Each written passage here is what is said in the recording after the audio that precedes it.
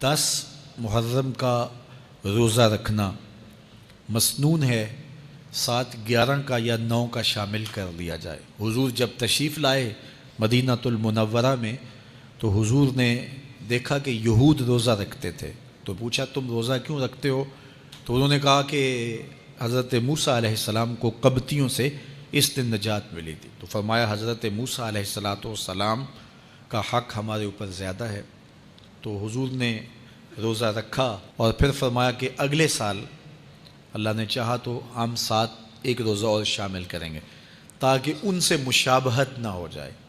عددی مشابہت سے بھی بچنے کے لیے حضور نے کہا کہ ہم 2 رکھیں گے۔ تو روزہ اگر عاشورے کا رکھنا چاہیں تو اس کے لیے سنت یہ ہے کہ 7 یا 9 کا شامل کریں یا 11 کا شامل کریں۔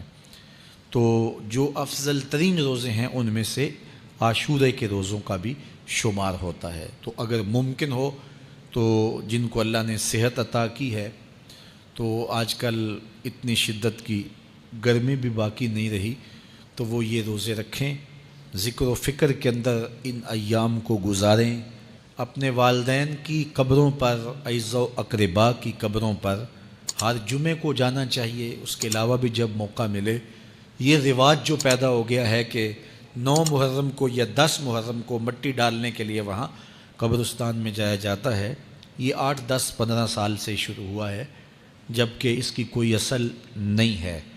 تو اگر آپ روٹین سے جاتے ہیں تو آپ کو ہر جمعے کو جانا چاہیے والدین کی قبروں پر، اور وہاں جا کے ہر جمعے کو سورہ یاسین کی تلاوت کرنی چاہیے۔ تو سال کے بعد صرف 10 محرم کو یا 9 محرم کو جانا، یہ بہرحال اس دور کی ایجاد ہے، یہ کوئی مسنون نہیں ہے اور یہ کوئی سنت نہیں ہے۔ تو روٹین سے اگر کوئی جانے والا ہے تو چلا جاتا ہے تو کوئی حرج نہیں ہے۔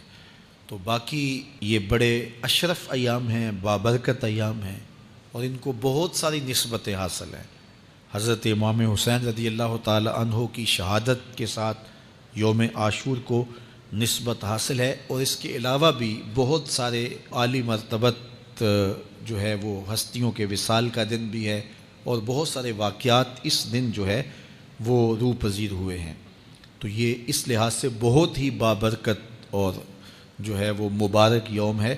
تو اس دن کو ذکر و فکر میں، عبادات میں بسر کیجیے گا، اور اپنی زندگی کی ایک ایک ساعت کو اللہ اور اس کے رسول کے نام پر لگا دینے کے جذبوں سے سرشار ہو کے زندگی گزاریے گا۔ حضرت امام پاک انہوں نے اپنی زندگی دین کے لیے قربان کر دی۔